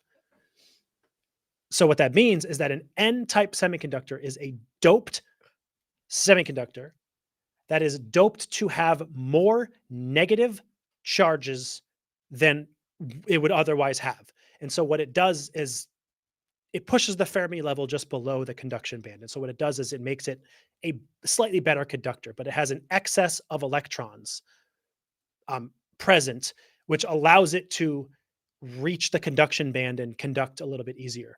A P-type semiconductor is the exact opposite. It has an excess of positive charges, or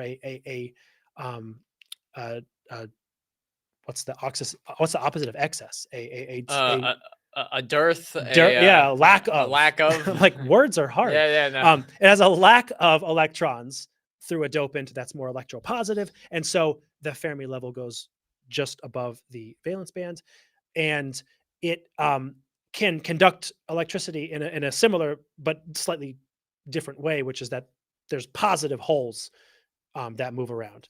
Now, the PN junction is, as it sounds, the interface between those 2 types of semiconductors, N-type and P-type. So an example of an N-type semiconductor is phosphorus-doped silicon. Silicon has 4 valence electrons. Phosphorus, I believe, has 5. So it has an extra valence electron, which means it is N-type because it has extra electrons. So there's extra electrons floating around in the lattice of a P-doped silicon. A P-type semiconductor would be something like boron-doped silicon. Boron is 1 column to the left of silicon, so it has 3 valence electrons. So what that means is that boron has fewer electrons, it drives the energy level down towards the valence band, and you have an excess of holes or a lack of electrons. So there's positive charges sort of floating around on the p-type semiconductor. Now, what happens at the p-n junction, which is this region right where they meet, is that because there's negatives up here and there's positives down here, the electrons and the negative charges are drawn towards the positive holes, and then the positive charge is drawn towards the negative region. They're opposites attract, right? And so at the p-n junction, the n-type extra electrons are drawn down, and at the p-type, the positive holes are drawn upward. And that creates what's called a depletion region, because right at the p-n junction, you have sort of this net neutral situation. So within the bulk of the n-type semiconductor, we still have a negative electrons floating around. And in the p-type semiconductor, in the bulk, we have a bulk of positive charge. But right at the p-n junction, we have a sort of pseudo-neutral charge called a depletion layer, where these meet effectively. The way that this works with a solar cell is that as light, in this case, light, right, as a solar cell, but it could be any form of energy, effectively, shines, it hits the depletion layer, which is at the p-n junction. And what it does is that if this light, as it does with these types of silicon solar cells, has enough energy, what it does is it's enough energy to effectively kick an electron and a hole, split them apart, and kicks the electron, that forces it to go through the external circuit and meet back up with the p-type semiconductor with the hole on the other end, and thus creating a balance of charge. So we went from, like, you could think of it as like a neutral in the depletion layer. We provided energy that forced the electron to travel through an external circuit and meet back up and still be neutral. So charge balance is maintained. But what we got was the flow of an electron. That's electricity. That's how solar cells provide you power. Okay, so that's how a solar cell works in the context of a p-n junction. Nice. It's go. Like I've been looking at just. I'm in the process of. Yeah, I know I've said this for like the last 17 years approximately. Yeah. But I am actually now finally in the process of putting together slides on my Matchaki webinar. So I've started doing it. It's been a long time coming. I've had a lot of other things working on. Oh yeah. But I am now actually working on these slides. And so after your voltammetry series, I'm going to probably do my Matchaki webinar. So and that involves going through molecular orbital theory and band theory, semiconductors, N-type semiconductors, P-type semiconductors, and then finally Matchaki and the solution and the whole thing. So I'm like, it's like front of my mind right now. So I'm happy to talk about that. Good. And I guess for those of you who are watching, this is also a reminder. Surplus of holes. That's a good word. Thank you.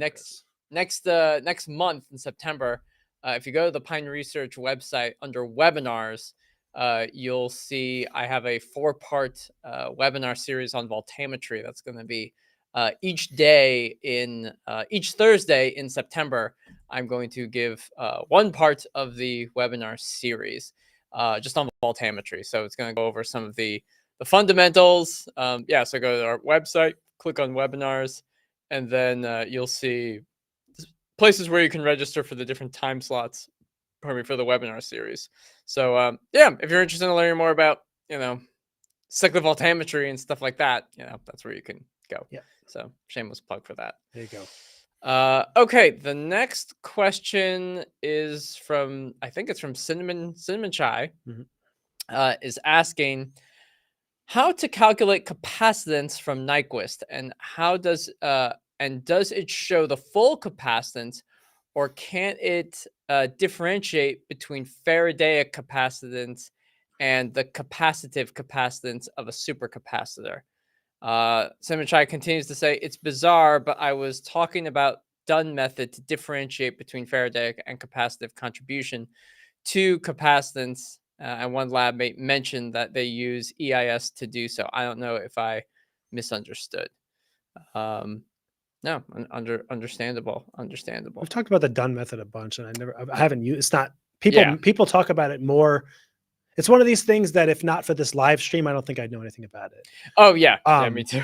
I don't know how common it was like when we were in graduate school, and I just never encountered it. It's not a method that I've used, but I've heard a lot about it. I mean, and I have looked into it, since, and I don't have a lot of personal experience having done. I didn't do any research with it, but it's as you say, cinnamon chai. It's like a capacitive deconvolution in some sense, right? It's a method to do that. Now, by itself, I don't really know that impedance, like intrinsically, can make that differentiation. It for two reasons. One is that it's measuring the capacitance, like just full stop, right? And then number two is that if there's any, I don't know, overlap or similarity in value or time constant between the faradaic and like supercapacitive, like capacitive capacitance is a weird turn of phrase, but I know what you mean. Like whatever, the different kinds of capacitance. If there's too much overlap in the time constants of those, then no, you can't differentiate between them. They will, probably manifest as a single CPE or capacitor. And then I guess the Dunn method is a way to you have that, some sort of exponent or something. And it like, I don't know. I'm just right? looking at it. It's the B. Yeah. It's like the current is equal to A times the scan rate in a CV raised to the B. And you literally just look at how does the current, like if the current different scan rates or something. Yeah. If the current grows linearly with the scan rate, it's really like a pure capacitor. Right. Otherwise it's pseudocapacitance. This is a way to kind of diagnose pseudocapacitance. Yeah, this is a way to diagnose pseudocapacitance, which is like, because I guess so that's the term. Like there's no faradaic capacitance. They just call it pseudocapacitance instead. But I understand you mean the faradaic contribution of it, which and I think if you're I'll say this. I think that if you use a CP, like a constant phase element, or a capacitor or something, or some kind of equivalent circuit to deconvolute and determine the capacitance, you can do that from equivalent circuits. But those are all assuming things like pure capacitors. And I would make the argument that like there are people who do EIS not from the equivalent circuit model, but they'll actually use like a physics-based approach. And if you have a supercapacitor that exhibits pseudocapacitance, then perhaps it could be written or coded in such a way that like, oh, you can get out the faradaic and non-faradaic contributions. In fact, maybe even a CPE is the way to go. Like if the CPE is more capacitive, then its exponent will be closer to 1. And if it's less capacitive, then it'll be, and more faradaic, then it'll be smaller. It'll be closer to 0.5 or just like 0.7 something in or something between, like that. The only thing I can add is the first thing you mentioned was how to calculate capacitance from Nyquist. I can just show you that's somewhat separate and actually a very simple answer. The simplest answer really is actually circuit fitting to give you, you fit this, like, oh, you have a semicircle, right? Or whatever. If it's a semicircle, it's easy. If it's actually straight up and down line, it's trickier. It doesn't work. My answer is only for a semicircle when you have a void element. But to do a circuit fit, you would get all the values, and you get 500 nanofarads for the C, and you'd be happy. But to get it from just the Nyquist plot, the reality is actually you need this peak. It's the peak. It's related to the peak frequency. So that's how this is done on the Nyquist plot. Actually, is that you get the frequency at the peak of the Nyquist plot semicircle. It doesn't always correlate to the peak on the Bode plot, so you have to know that. Okay, but whatever that frequency is, if you can get it, because I know Nyquist plot, the frequency, there's no frequency axis, so you have to get it otherwise, another way. On the Nyquist plot, it's easy to get the resistances. You have RCT and RS, the width of the semicircle is RCT, and the capacitance is a direct, you can calculate it this way. So it's 1 over R times the angular frequency at the peak. That is the capacitance in a semicircle. Now, of course, it becomes tricky if you don't have a semicircle. It becomes tricky if you have an incomplete semicircle and it's hard to find the peak, right? So this is all like a perfect world where the semicircle is well formed and you can do all that kind of stuff. But that's just the direct answer for how can I get capacitance from a Nyquist plot. Yeah. That's one way. So I thought I'd show you that. Nice. Okay. All right. So, moving on. We Let's got see. Mervet's questions. Yeah, we talked about this. I don't know about atomic foundation of electrochemistry. If you can answer that. I can maybe talk about it. So wrong but right is asking, what is the atomic foundation of electrochemistry? What I think you're talking about is what is electrochemistry from like the atom, like from just like orbitals and atoms and protons and electrons and stuff like that. In kind of a very there are a couple ways to think about it.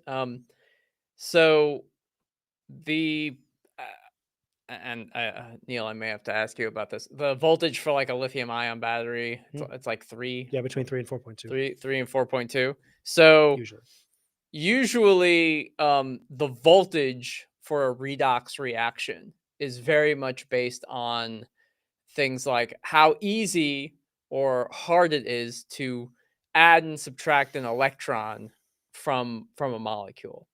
So the fundamental redox potential that we see in electrochemistry stems from that. How like it's really, really hard to put an electron into lithium. So you have a very large voltage.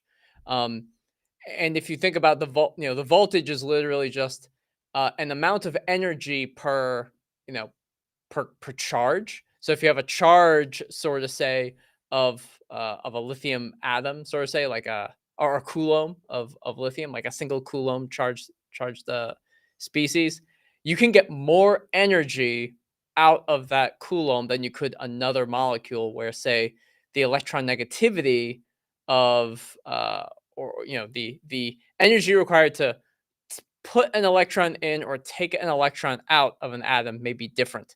And that's the fundamental principle, at least, behind the voltage in electrochemistry. Some of these, it's just easier or harder to move electrons in and out of atoms or molecules based on electron negativity. Some people will create redox active. They'll create these inorganic complexes where they have like a cobalt or ruthenium atom. They build all these interesting ligands around it, and they can actually get the redox potential to shift for iron going from 2+ to 3+ because they've added or subtracted electron density from that iron to make that process easier or harder, and hence they get a different voltage. So the atomic foundation of electrochemistry from that is like, that's why the redox potentials are the way they are. You can literally think of them from like an electron negativity, even from like a molecular orbital standpoint, like, oh, the energy from to add or remove a specific electron can be based on like the atomic or the electronic configuration of that atom, right? You can even go that far to describe why you do or don't get an electron to transfer or not. So that's one. So that's one part, I would say, about the atomic foundation of electrochemistry. The other part of the foundation of electrochemistry has to do with building from atomic orbitals to molecular orbitals and ultimately bands as you look at and we're able to control things like the Fermi energy of a solid metal in a solution. And we're looking at the, what is the energy required to add and subtract an electron from the metal, a solid metal, to a molecule in solution. And it still obeys a lot of those same rules and principles that I just described with a lithium atom or a lithium metal really wants to give away an electron. It has a huge driving force and releases a lot of energy when it gives away that electron to become Li plus. So you'll see a voltage and energy associated with that. So I want to just at least tell you that there are several other questions, but I think, because the atomic, I hope that at least answers the question, like, what do you mean by the atomic foundation of electrochemistry? I mean, you could you could write a whole chapter about the atomic foundation of electrochemistry from atoms first on how you build up the electrochemistry that we know today. So I don't know if that's exactly what you're asking for, but that's how I at least interpret your question. So let me know if you have any, further elaboration, or that wasn't what you were asking for. Sounds good to me. And before we get to Stupid Man's question, I wanted to, TT had just some good news. I wanted to share with you that yesterday I received a grant that I applied for a few months ago to fund my master's, and I'm more motivated to learn and do better. Thanks a lot for your educational and emotional support, guys. I applied to it shortly after I started asking and learning from your live streams, feeling that I'm capable of learning and doing well. Thank you so much. That's awesome. Nice. That's what I like to do. I don't like to be sentimental because I like to say stupid and snarky things all the time, but that means a lot to us. Thank you so much. Really glad. I'm glad to have been helpful. This is why we do this, because, I think a lot of people would have liked, myself included, to have a resource. Just a couple of random dudes on YouTube trying to, help on a difficult subject that even we don't know that everything about, but we do our best. Yeah. So I'm really happy to boost your confidence, and best of luck to you. Keep going.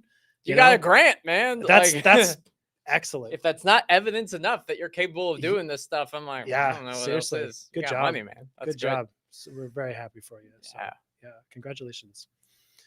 All right, Stupid Man with a great name as always. Hi, do people worry about the dissolution of gold and platinum electrodes or microelectrodes when there is presence of trace chloride ions leaked through the frit of the AgCl reference electrode? Papers mention it, but still use AgCl, so you were wondering. I'm not sure if or how precisely the presence of chloride impacts the dissolution, but I do know it is possible for gold and platinum electrodes in some cases to slowly or minorly dissolve. And if it's a microelectrode, any amount of it that dissolves is probably a bigger deal, right? If you have a macro polycrystalline disc, it's like, a small amount of it maybe dissolve. Like, does it really matter? Maybe it doesn't matter in the grand scheme of things, but for a microelectrode, it can make a big difference if any part of your very already small electrode dissolves. What I don't know is whether the chloride contributes to that process. I don't know, to be honest, the exact pathway, for instance, or I know like platinum, for instance, often comes from a precursor of like chloroplatinic acid. So I don't know, maybe the presence of chloride can push it that back. I'm just guessing, to be honest. I do know, for instance, that chloride ions can cause other problems. If it's not dissolution, chloride ions can clog up active sites on platinum. I don't know if it does the same for gold. It might. I know for platinum, it can. A lot of times people try to avoid chloride on very sensitive platinum measurements because chloride, like the way I always imagined it was like a chloride ion like sits on the platinum and like takes up space on an active site. And so it can't do the thing that it needs to do, oxygen reduction or hydrogen, whatever you're doing, right? So as a general rule, people are probably using AgCl with platinum in cases where, like I said, it's like larger size platinum or the sensitivity is not so critical, maybe something like that. In any situation, whether it's dissolution or the blocking of active sites, like I just said, where in any system where the sensitivity is higher, the electrodes are smaller, the current you're measuring is more critical, the process you're measuring is very like specific or whatever, so something of that nature. I do think it is important to avoid chloride, and you probably wouldn't want to use AgCl unless it's a double junction or there's a salt bridge where it's separated in some way, or else you would use a different reference electrode. That's how I would approach that. I agree. Arthur. Arthur. So Arthur, I think the answer is to go back in time. Yeah. Not a dumb question at all. Please don't beat yourself up on that. How does the distance between the electrodes come into play when measuring bioimpedance spectroscopy? Is more distance good or bad? How far can you go? You're new to the matter. You're on YouTube, so we answered this. There'll be timestamps later than at this moment that I'm currently speaking. But if you're watching this on YouTube, they exist in the description below. There's timestamps. We talked about. So there was questions an hour ago-ish from now, give or take. Someone asked about the distance between the working and the counter electrode and what that matters. And Alex spoke at length about that. And then someone else asked about the distance between the reference and the working electrode. And I showed a diagram from one of my webinars that's also here on our YouTube channel about how a potentiostat works and the uncompensated resistance that exists between the reference and the working electrodes. And why it matters. So please, if you're watching right at this exact moment live, you'll have to back up. There's no timestamps because Alex and I are sitting right here and the video is not done. Back up in time, and we answered this. We talked about the distance between the electrodes, and there's a lot of hopefully good answers in there for you, but we won't repeat all of those now. So we addressed that a little bit earlier. Hopefully you can find that in the video itself. Let's see. So there's a few other questions. We're getting to the end here, but so yeah, with enough chloride, you can easily dissolve gold with some electron transfer. Interesting. The reason aqua regia dissolves gold is the nitric forces the oxidation reaction forward in the presence of okay, so it pushes to form hydrochloric acid. Interesting. Yeah, that's cool. I didn't know the mechanism. You know more about that than I do, Chris. Yeah, that's cool. Look into that. So that makes sense that chloride could be a problem in that case as well. Yeah, it moves the electron or whatever. Oh, interesting. Okay. So Pankaj says a very general question here: how to get equivalent circuit for EIS data?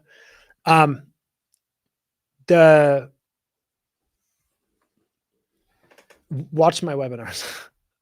That's the short answer. Yeah, look, there's a lot of like little things that you will get as you learn, like over time, and it's mostly pattern recognition. So like a semicircle is a resistor and a capacitor in parallel, right? A 45-degree line going off at low frequency is an infinite Warburg. The intercept of the x-axis on the Nyquist plot is a leading resistor. So how to go with the equivalent circuit? You can't. You pick it. There is no way, nor should there be, to quote unquote get the equivalent circuit. That's something you pick. The software can get the best fit for that circuit, but you have to pick the circuit. It's on you. I can tell you on our YouTube channel in the webinars playlist, you can join as a tier 2 member. You can watch. I have a 5-part EIS series. And I walk through a lot of these topics, including advanced circuit fitting. I do live experiments and I talk about the different kinds of circuits, what they look like, what the parameters do to the different Nyquist and Bode plots, for instance. And so that can help you get a start on recognizing patterns so you know which circuit fits to apply to your data. But it's mostly pattern recognition, experience, and using your intuition as a scientist to try to apply what you know is happening in real life to a circuit that mimics that reality. So yeah, it's about as much as I can say about that. And then there's a follow-up question that what is the effect of platinum wire and platinum foil as counter electrode in impedance experiments? Same as the effect of them in any experiment. They're just counter electrodes. They're there to balance the charge. Yeah, if it's a 3 electrode configuration, which is the way it sounds, then it won't really have a direct effect. It will not be. It kind of won't be included, sort of say. So remember, the impedance is let me just make sure. Voltage, it's the frequency dependent voltage over the frequency dependent current. So the voltage is between the working and reference. So a counter doesn't have anything to do with that. The current that you measure is on the working electrode, and that current is also the same current on the counter electrode. So those two things do need to be, quote, in phase.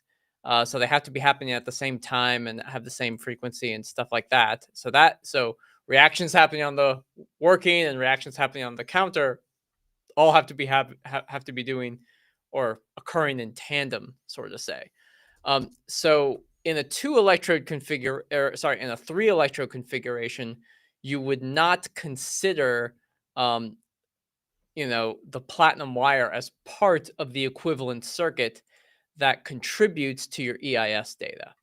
It's only when you have a 2-electrode configuration where the potential is being measured between the two, and then you model the interface of your working electrode as maybe like a Randall circuit or something. Well, that's also happening on the counter electrode.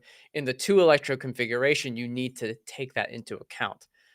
That's often why batteries, EIS on a battery does consider information of the anode and the cathode and kind of everything in between the battery. It's not like just studying one half of the battery when you're using EIS of a battery. So hopefully that makes sense. I mean, you can also let us know if you need any further clarifications about that, but that's how we do it. Although we are kind of just about out of time. Yeah, we're just about at time here. And Surya, no, we don't really do G questions here. I'm not sure if you're asking if we've solved them just as a general, I guess PYQ is past your questions. I think that's an Indian joint entrance exam kind of a country specific thing, right? Yeah. As far as I'm aware. And we don't really do the G questions as part of this live stream, actually. Yeah.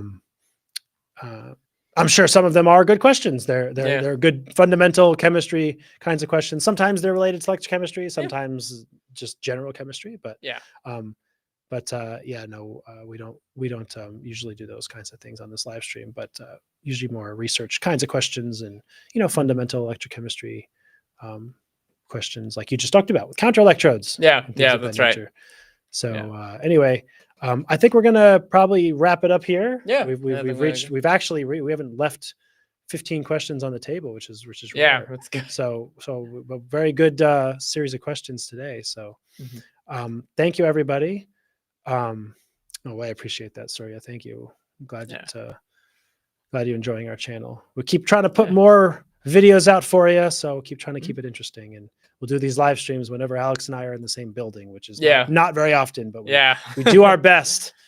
These things happen, but in any case, take care, everybody. I think we should be here next week. I think we should be here next week. I think I should be here next week as well. So that's a rare 2 week in a row. Can you believe it? Yeah, I know. It's incredible. Well, until then, hopefully, I hope everybody has a great weekend, great week ahead of you, and we'll see you next week. Take care. Bye.